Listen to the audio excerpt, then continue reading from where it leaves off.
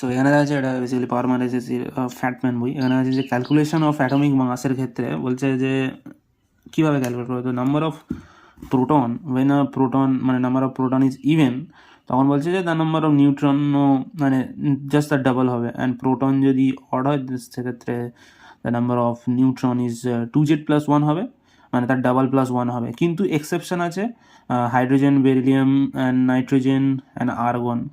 তো এই চারটে এক্সেপশন মনে করার একটা হেভি উপায় আছে, দ্যাট ইজ আই থিঙ্ক স্ক্রিনে দেখা আছে, দ্যাট ইজ হিন্দি আরবি।